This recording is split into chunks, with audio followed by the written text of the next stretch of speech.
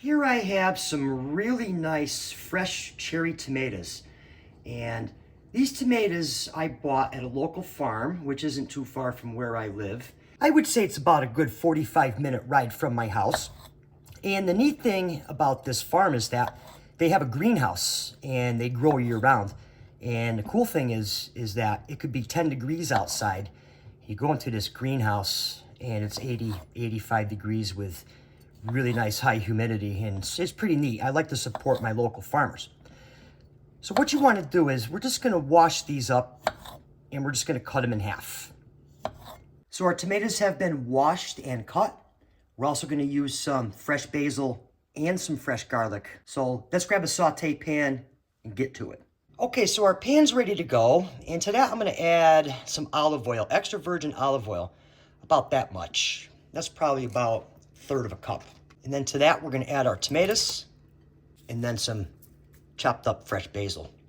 Okay, this is a very, very, very simple recipe.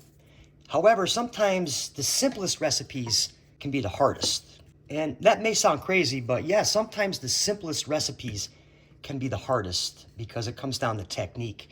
So I have my pan on a low heat here, and we just wanted to bring this up. I worked for a chef early in my career, and he was very, very talented, very passionate. And he always used to say it's 60% technique, 40% what you know when it comes to cooking. And great guy, great guy. So our pan's on a really, really medium-low heat here. You want to have a really nice simmer going. What's going to happen is that as these tomatoes cook, they're going to release the water and all the beautiful flavors. So now I'm going to add some fresh ground black pepper.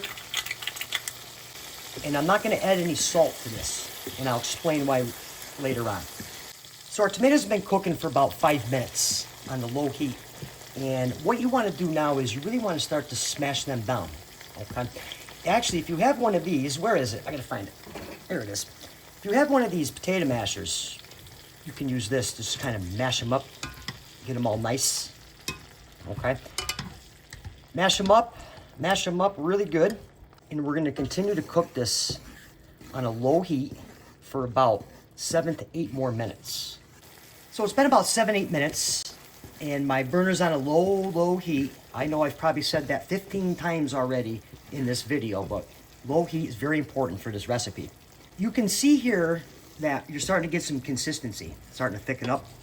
As the water evaporates, you're going to start to see this consistency, and this is exactly what we're going for. Okay? So what you want to do is you want to let this go at least another 5, maybe 8 minutes. Low and slow. So the sauce is right where we want it. Now we're going to add our fresh garlic, and we're just going to work this in just like that. Absolutely amazing how good this smells. Okay, so what you want to do is we're just going to take this off the heat and put it aside. Okay, here I have some boiling water. Now to that I'm going to add a decent amount of kosher salt. All right, I want this to taste like salt water, like the ocean. And then today I'm just going to use some spaghetti. And you can use whatever you like. You can use spaghetti, you can use linguine, whatever you like. We're going to cook our pasta al dente 7, 8 minutes. Okay, so our spaghetti's done. Got the sauce back up to a small simmer. Now what you want to do is you just want to grab your spaghetti. You want to grab it right out of the pot and add it right into our tomato sauce mixture. Now earlier I mentioned that I wasn't adding salt to this because I really, really think this recipe is absolutely amazing with just the natural flavors. The fresh tomatoes, the garlic, the basil. It's absolutely amazing. Now I'm just going to grab a little bit of pasta water and work that in there. The starch from the spaghetti will help thicken this a little. Oh, absolutely amazing how this is. So what you want to do now is, for the 18th time, low heat, a couple minutes.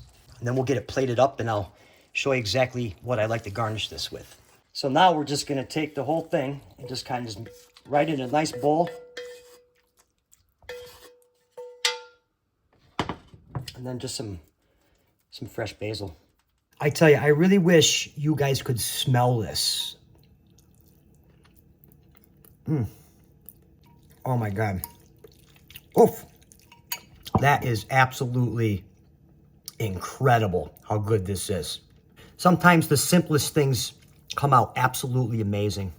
Fresh tomatoes, fresh basil, fresh garlic, absolutely amazing. I really hope you enjoyed this recipe. If you did, consider subscribing.